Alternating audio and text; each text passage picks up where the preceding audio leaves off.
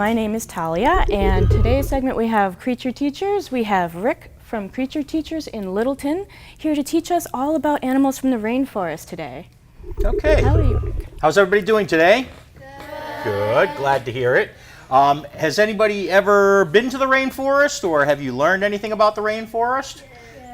Have you been to the rainforest? No, but you know about the rainforest. What's the biggest thing we know about the rainforest? What does it do there? It rains, and it rains a lot there. And there are some places on Earth where you can get 400 inches of rain a year. So there's some really strange animals that live in the rainforest. And of course, all these animals have to get used to being very, very wet because it rains sometimes every single day, sometimes most of the day in the rainforest. So we're going to bring some of these animals out today and see what kind of animals you might find in the rainforest. Does anybody know what kind of animals we might find in the rainforest? Yeah. Sometimes monkeys. You would find a lot of monkeys in the rainforest, absolutely. We don't have a monkey today, though, but we do have some other things. What else?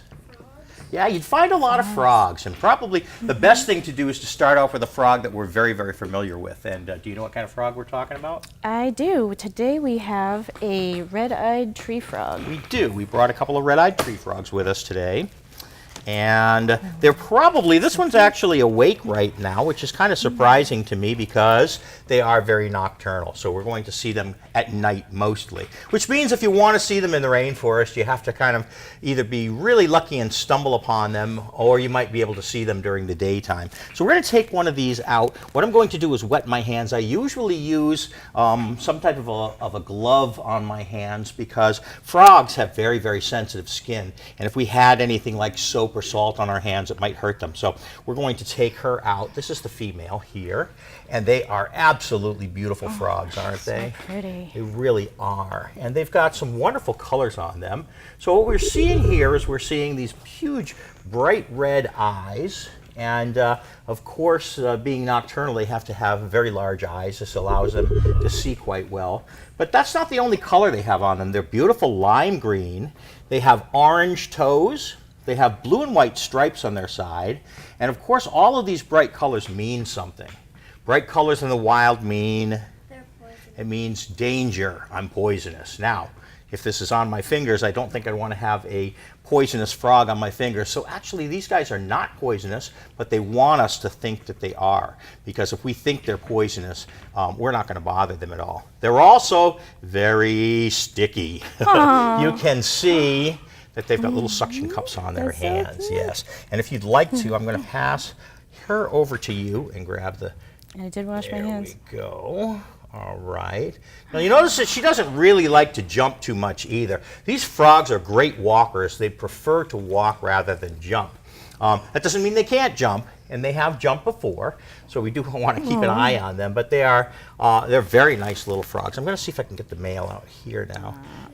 And they would eat insects. They eat pretty much anything that moves in the wild. And oops, there he goes. He's going wide to awake. Hang out there. He tends to be a lot more hoppy than she is. Now, are these mainly arboreal frogs, or do they also go on the ground? Yep. These are, of course, they call them tree frogs because they live in the trees, but they will come down to the ground occasionally.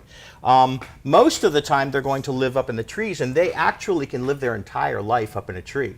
And you might say, well, they're tree frogs. That's probably where they should live. But tree frogs will come to the ground to lay their eggs. These guys, however, don't need to. They have these weird plants that grow up in the top of the rainforest, in the canopy of the rainforest, called bromeliads, and they make a bowl out of their leaves. And these can lay their eggs right above the bowl. Now, one weird thing about these, if you've seen frog eggs before, you've seen this kind of clear jello mass with little black dots in them, and of course that would be frog eggs. But tree frogs, this particular type of tree frog, does not lay its eggs in the water. It lays them above the water. And it's kind of weird because you see these kind of gooey masses of jello above the water. And basically what happens is the eggs will develop in there. They break open and they fall down into the water. And the reason for this is that those eggs are very vulnerable when they are small. When they're actually eggs, they don't have any way of swimming around. When they turn into a tadpole, they get a tail and they can swim away from their predators. So that's why they lay their eggs above the water.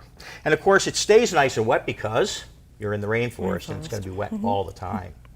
Now these frogs pretty much have the best of both worlds. We can see how brightly colored they are, but we can also notice that they have this kind of lime green on their back, and this is a beautiful green color, but this would blend right in with the leaves.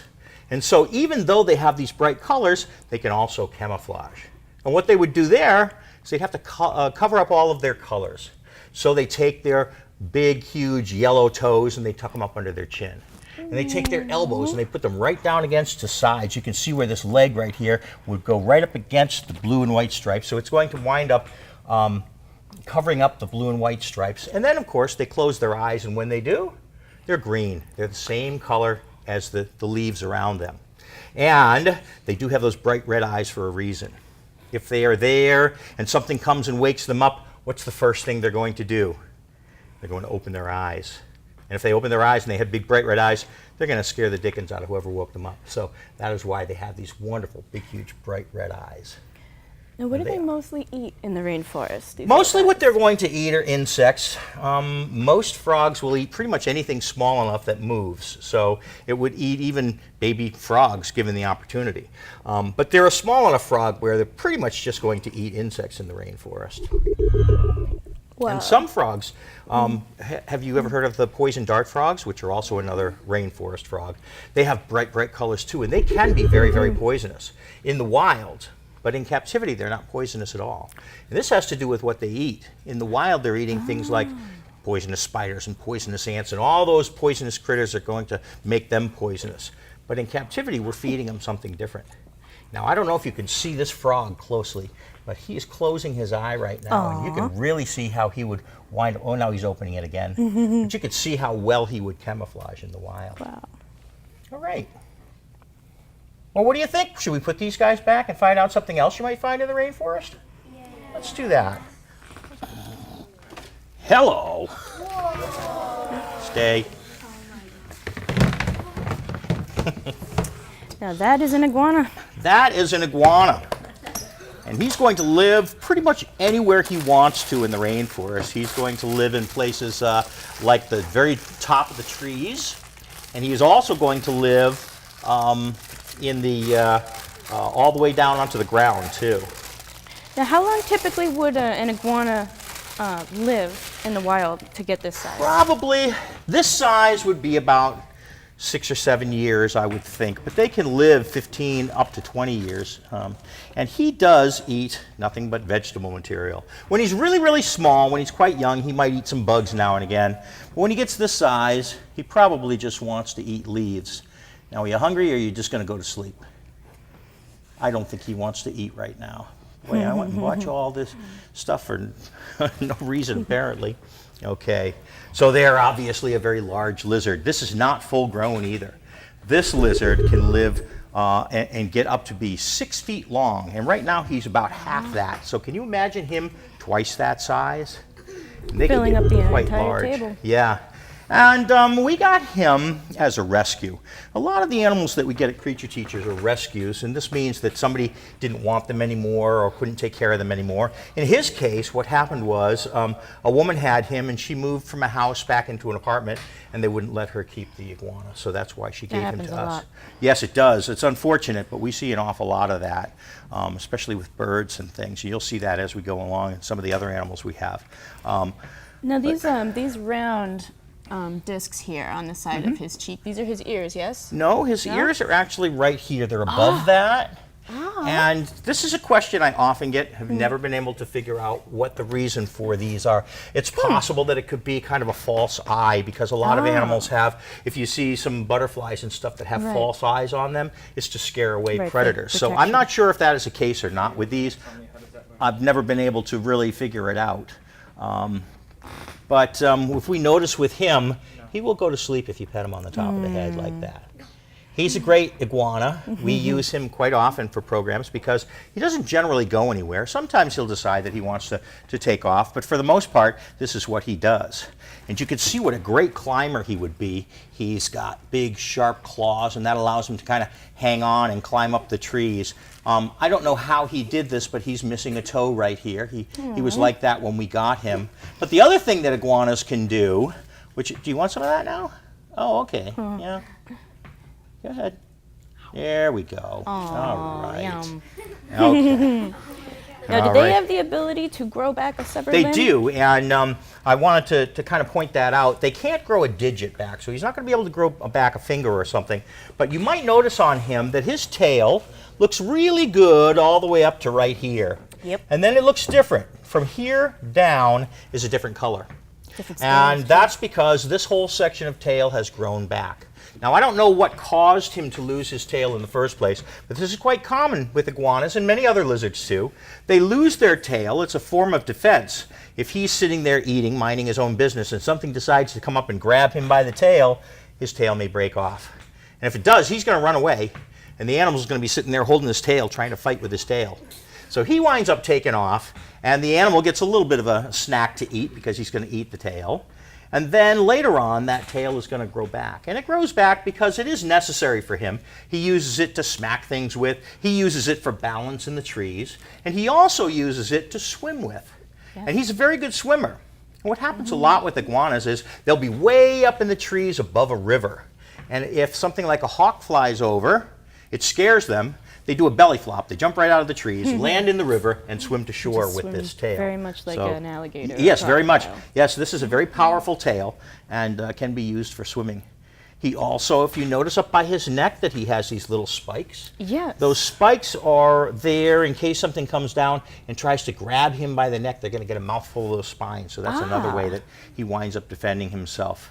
They can also blend in fairly well. You'll notice he's called a green iguana. There's a number of different kinds of iguanas. And even though he's kind of orange right now, he will turn bright orange during breeding season. And he also has this thing under his chin I was just called gonna a ask about dewlap. that. Yeah, so you're probably going to ask about that. If you notice that, he does this, he uses that to kind of claim his territory. He'll be sitting in a tree, and he'll tell you that the tree is his. And if something goes to invade his territory, he'll sit there and bob his head up and down like this and show off his little dewlap. And that basically means, hey, this is my territory, or hey, girls, what do you think of me? I'm pretty smooth, huh? So that's why he has that dewlap right there. Yes? Does he have any teeth? He does have teeth. He has teeth, and he actually has a pretty strong jaw. I've been bitten by iguanas, and I have a scar from an iguana, and I actually have another scar which you can't see because it's on my chin. It's kind of a funny story. I had an iguana in a cage, and you don't want to put cages like this at head height. But anyway, I opened the door up, and the iguana came out and grabbed me right on the chin. And I was sitting there with an iguana hanging off my chin like this, trying to get somebody to help me. The people that were around were too busy laughing and falling on the ground hysterically. But anyway, we finally did get the iguana off my chin. But every once in a while, I do get bitten by an animal. This guy's never bitten me. He's got a pretty good disposition. Now, you can't talk about the rainforest without talking about one of these guys here. We're going to find out what kind of an animal you would put into a cloth bag. A boa constrictor? That's a very good guess.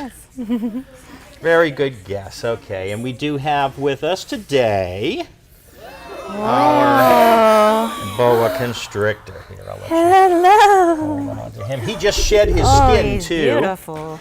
And if anybody knows about snakes, you'll know that they do shed their skin all in one piece. And this one, I'm not sure how old he is. This is a rescue snake. We got a phone call from a Boston University student who said, I got caught with this in my dorm and I'm not supposed to have it. And so we wound up with the snake. He's a fantastic snake. Oh, he's gorgeous. And he is a boa constrictor. And we can tell that by just looking at the pattern on him. And the good thing about boa constrictors is they catch their food by squeezing it, but they're not venomous. So we don't have to worry about him hurting us if he bites us. It probably would still hurt, but we don't. This guy doesn't even bite, which is great. Yeah. He would, and that's why. Let me just see if I can get him from underneath the table here. You'll feel how strong he is. I'm sure you can see he's how strong he is right now. He's a very strong snake. But he's strong. He's not trying to squeeze us. But, you know, you'll notice we're not putting him around our neck. It's very, very unlikely this snake would even want to try and squeeze us. But we know that there are certain ways to hold snakes, and one of them is to not put it around your neck. That's just not a wise thing to do. So when we're holding snakes, we're supporting them like this, and we're going to ask somebody to come up here and help us in a minute. But we want to find out a little bit about him first here. So let's see if we could see how big he is. If you want to hold him over there, I'll hold him over here, and you can just see how large he is. He's probably almost 6 feet now. So if we were to put him down on the table, he'd pretty much go the length of the table. And you can see that he is holding on to her without really squeezing her too tightly. And what he's doing is he just thinks that she is a tree. Not coming off though. He is, he can live up in the trees, but you'll also find them down on the ground.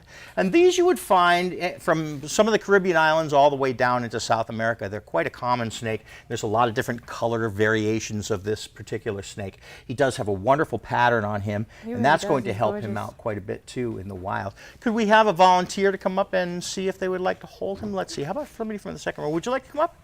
You can come on up. Okay. And we're going to have you hold them all by yourself. So one hand there. Now take this hand, come up a little bit. Right there. Whoops, almost. All right, that's fine. Now what he's going to do is he might slither. He might actually turn and come towards you. He's not going to bother you at all. So you don't have to worry about him biting you or anything. But we want to take a look at him because we want to find out a few things about snakes. How many people know a lot about snakes? Do we have? Okay, good. I like to hear that. We love using snakes because there's so many things about snakes that we just don't understand, or we don't know, or we may think one thing and it's actually not that, not the case. He has a wonderful pattern on him to camouflage. And this is great because if he happens to be down on the rainforest, he might be curled up all in these sticks and leaves and things, and he is going to blend right in, which means that if something wanted to eat a boa constrictor, they're going to have a hard time with him. They might come along and not even see him and go right by him. Or if there's something there like a rat, they might walk right by him and not see him, and he's going to lunge out and grab them and eat them. So let me find out a few things about snakes. Do snakes have bones? Yes. Yeah, snakes have bones. Snakes actually have a lot of bones. Snakes have more bones than we do. They have a big, long backbone, and it's made up of all these little bones called vertebrae, and each one of those little bones has a set of ribs that comes off of it. So if you saw an x-ray of a snake, it would look like a big, huge, long rib cage. That's what it would be. So from here all the way down to there, big, long rib cage. But he also has a really strange skull, and that's because he needs to be able to eat large prey. Right now, he can eat a rat without any problem at all. And you might look at him and say, okay, he's big enough, he could eat a rat, but he needs to swallow it whole. So what he's going to do is he is going to be able to open up those jaws really, really wide. And if you feel your lower jaw, you'll notice that it's one piece. His jaw is split right here in the middle. So what he needs to do is he's going to swallow his food whole. He needs to grab onto it. And he can't do it with his hands because he doesn't have any, obviously. So half of his mouth goes forward and grabs on and pulls back. Then the other half goes forward and grabs on and pulls back. And he continues to do that until he has completely swallowed the snake, or the mouse. Now, what keeps the snake from choking on its food is something called Jacobson's organ, which can allow the snake to continue to breathe regularly while he's swallowing his food. And it's just a little organ that kind of comes out from under where his tongue would be, right? Well, he has a, he's got a throat, basically a hole underneath his throat, and that allows him to be able to breathe. The Jacobson's organ is just a little bit different. That is why he's sticking his tongue out at you. Yeah. He's sticking his tongue out because he can smell with his tongue. And what he's doing is he's using that Jacobson's organ to let him know everything that's going on around him. He kind of needs that because he's missing a few things. What do you notice on his head? That's a little bit different. Now, of course, he doesn't have any hair, but he also doesn't have any ears. No ears. He can still feel things, and that's one of the things he can do with his chin and his tongue. If he is lying down like this on the ground, and he has got his chin down, and something is moving over here, he can feel the vibration from that. And what he's going to do, instead of hearing it, he's feeling the vibration. Now, he wants to know whether that is a bug or a mouse. He doesn't care whether it's a bug, but he does care if it's a mouse because that's what he's going to wind up eating. All right, he is really, really nice, and he's going to get quite a bit larger than this. He'll get much thicker too. Oh, he's got you. Oh, see that? He's got her all. That means we got to put you back in the bag with him. Yeah. You'll fit. Let's see if we can take him off you now. There we go. All right. Thank you for helping us with that. That is great. Okay. Okay. Now this is a red macaw, correct? This is a scarlet macaw. Scarlet yes. macaw. Scarlet macaw, and most macaws that we see are named because of their color. There are scarlet macaws. There are green-winged macaws, which do have green on their wings, and he would probably bite you, so you might not want to do that. I know we have a lot of parrots that are very, very nice with a lot of people. Unfortunately, they weren't parrots that came from the rainforest. So we brought this guy with us today. His name is Mango. Mango. And Mango was another animal that we got as a rescue. And turns out that a lot of people get parrots without really doing their homework and finding out a lot about parrots. They live a long time. Parrots live a long, long time. Parrots can live up to 100 years, depending on the type of parrot. And that means that you're going to have him for at least the rest of your life, and probably some of your kids, too. And they can be very destructive. They can be very, very noisy. We have a building that's specifically for our birds, and it's as far away from our house as we can get it because they are super noisy. And we've got probably about a dozen parrots right now. Mango's a good guy, but Mango does bite. And of course, if we're looking at the beak on Mango, we'll see that he does have a very, very strong beak. That is impressive. That beak is for chewing up fruit and breaking nuts. So he can, most of their diet in the wild on macaws is nuts. You want to come up here? Atta boy. All right. Hi, Mango. How are you? Okay. Now, Mango would be from the South and Central American rainforest. And, of course, they're used to getting wet. Mango gets a bath or a shower every day. During the winter time, we spray him because we have to spray him out in the building. But during the summertime, we'll put all of the birds out in this big enclosure outside. We literally spray them with the hose. And sometimes in the winter, we'll take them and bring them in and put them in the shower. So sometimes the problem is that they flap their wings and they can get very, very messy. And the bathroom gets quite messy because of that. Mango, you want your head scratched? Mango doesn't mind having his head scratched like this. You'll notice him fluffing up his feathers. In the wild, he would be with his mate, and they would be preening each other's feathers like this.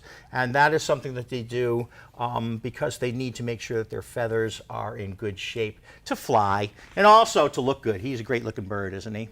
He wants to make sure that he stays like that. It's like you combing your hair before you go to school. He's going to do that. If you look at his feet, you'll notice that he's got some strange feet. His feet have 2 toes that go forward and 2 toes that go backwards. And this allows him to do kind of like what you do with your hands. We have an opposable thumb that we can hang onto a piece of fruit with. He can do the same thing with his feet. He can hang onto that piece of fruit and take bites out of it with that big, huge beak of his. And he does have quite a strong beak. He can also be very noisy in the rainforest. And this is pretty good, even though we don't like to listen to him. In the rainforest, what he's trying to do is he's trying to let his friends know where the food is. So let's say Mango landed on a tree and he started eating all the fruit on the tree. He's going, hey, you know what? I think my friend Bob would want to know where this tree is. And he calls to him, and he makes a big, huge scream that you can hear for 6 miles in the rainforest. So he's very, very noisy. He's being quiet today, which is really good because sometimes he can make a lot of noise. Now, are they colony animals?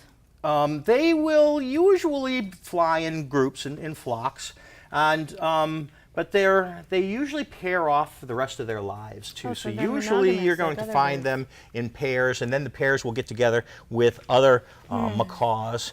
And in places in the Amazon, they found that these birds will go down to the rivers and they chew on mud.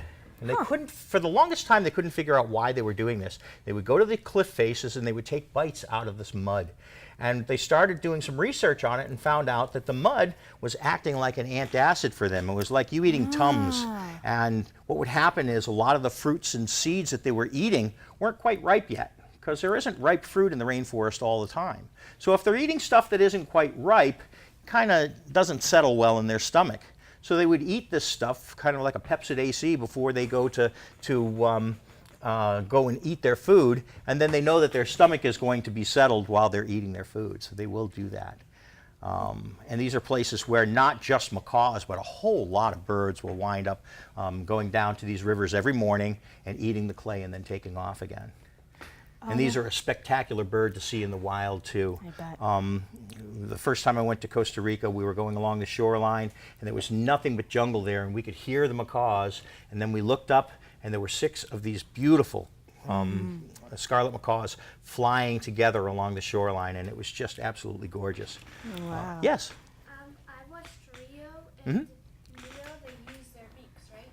They do use their beaks for a lot of things. They use their beaks, of course, to eat with, but they also use their beaks to grab onto things with, too. So it's like another hand for them. And it's a little scary sometimes because if you reach over like this to get him to get on your hand, he might use his beak first. You're going to use your beak first? No, you're going to use your foot. Okay, he's going to use his foot. But if he was trying to get out of the container or something, he might reach up with his beak.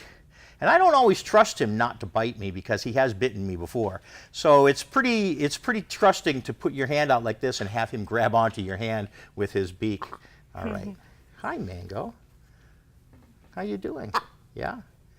We have 2 more macaws at home. We have a blue and gold macaw, which obviously has blue and yellow colors.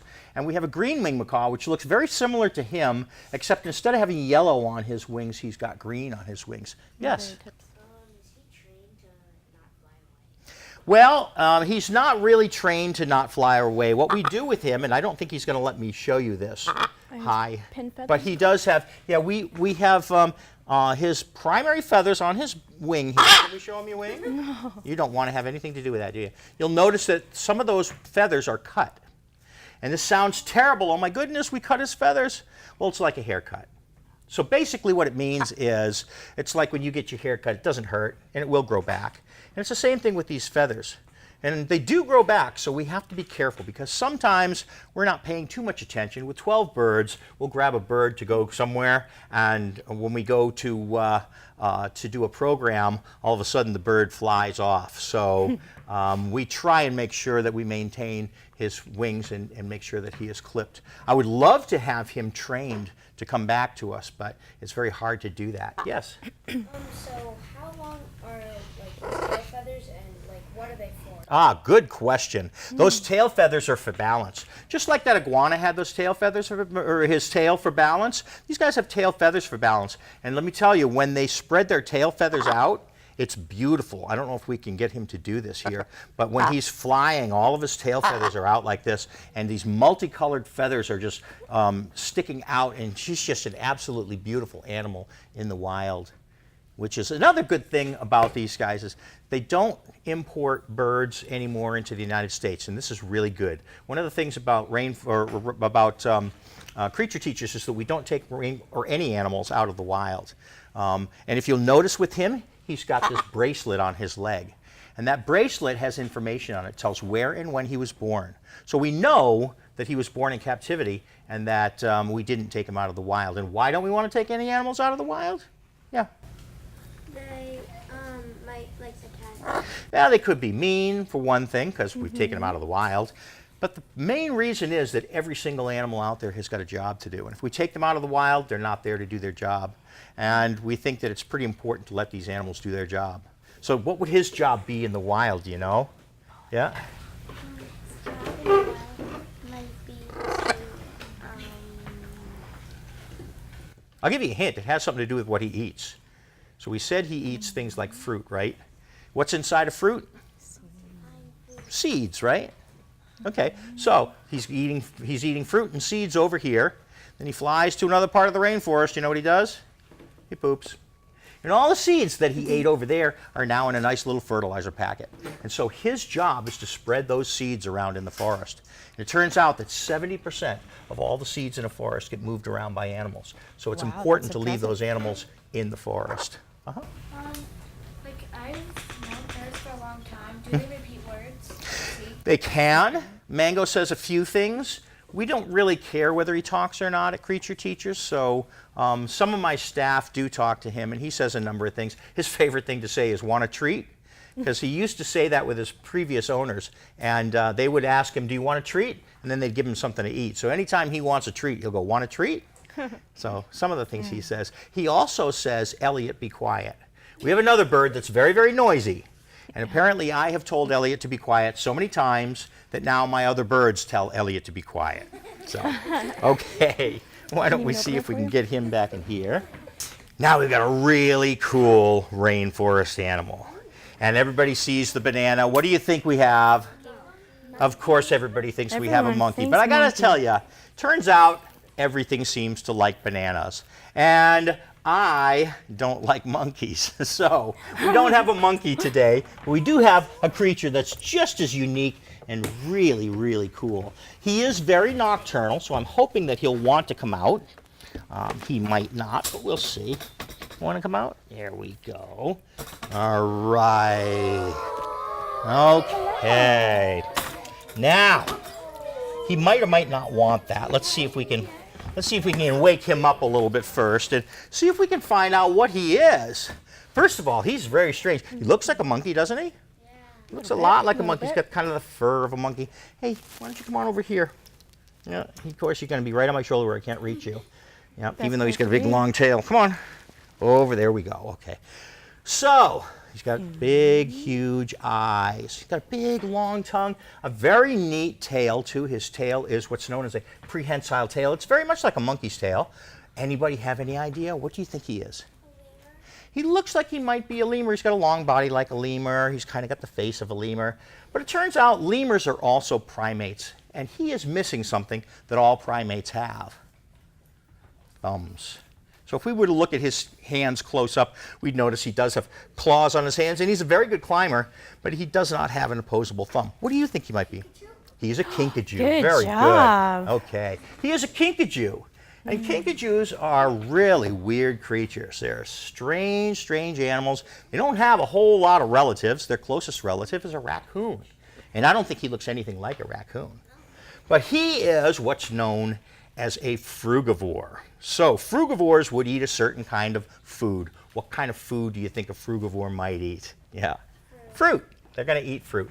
And his favorite fruit, just like many of my animals, his favorite fruit is a banana. We're going to see if you can give him some. You can break him off quite a big piece. Right, like that whole thing. He's going to eat that. There you go.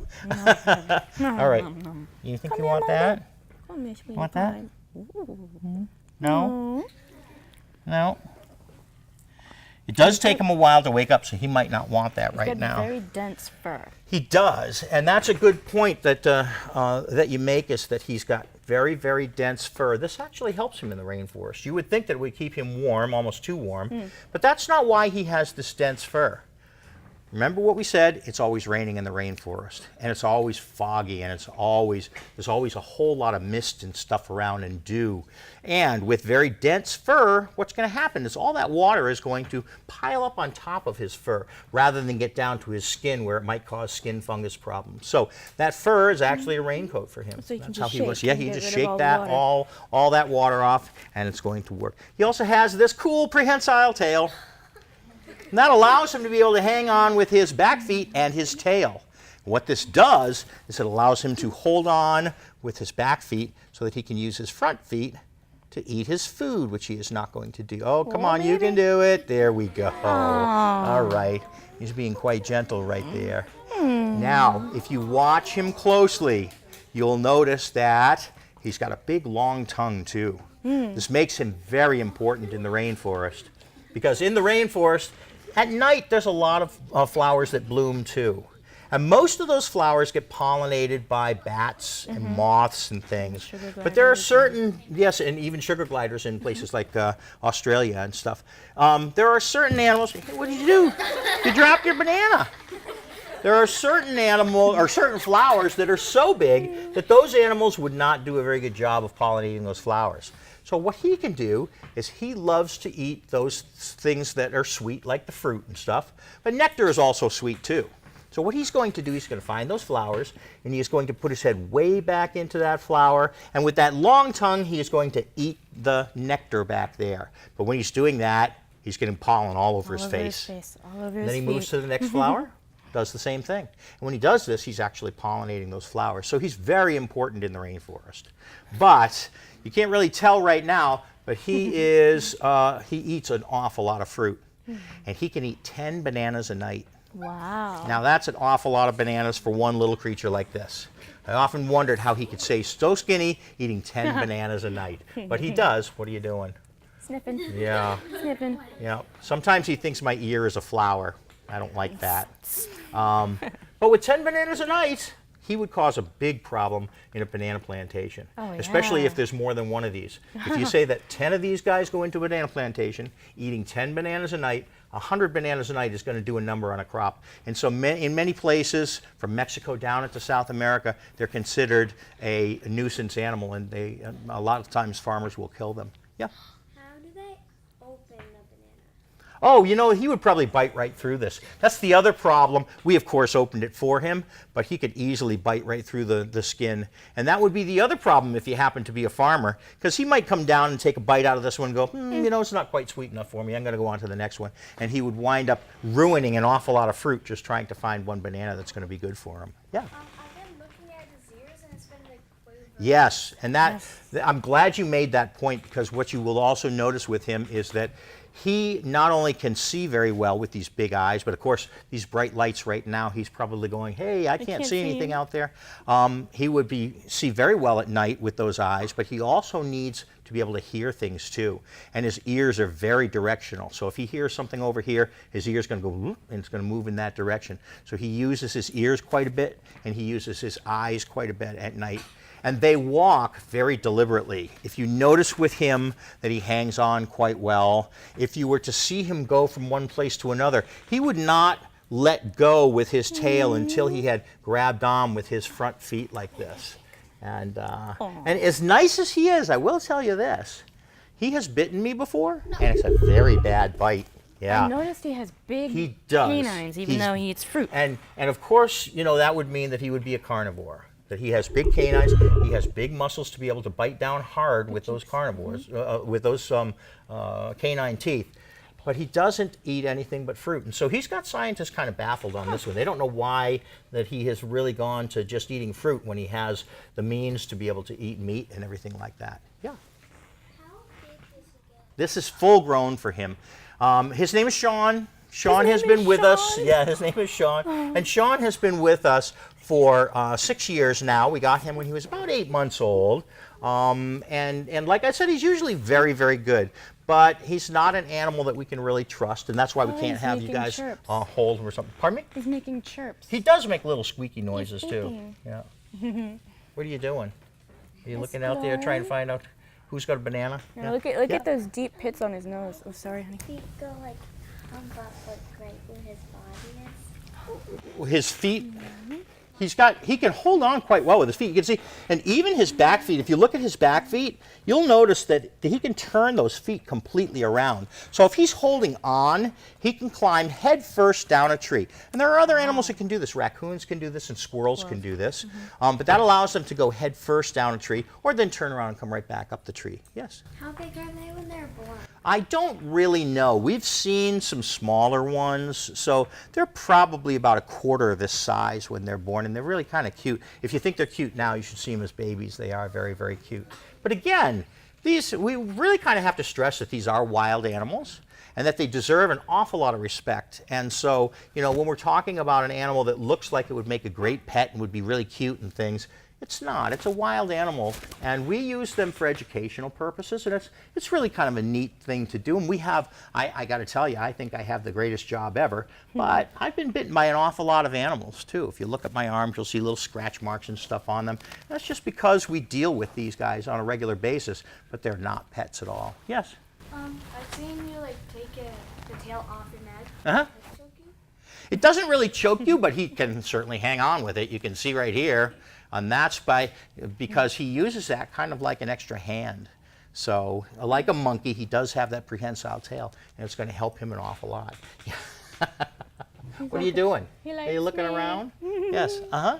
What are some other animals that are related to him? That's another very, very good question. There really isn't anything. There's only 2 species in his genus, so he's really wow. all alone in the animal world. And like I said, the closest relative would be a raccoon. And so when we look at them, we go, boy, there's nothing else that I know of that looks like that. That's the same thing with sloths, too. Sloths are really unique animals, too. And so these guys are kind of like that. How much does he like perk up? Does he? Can he sit?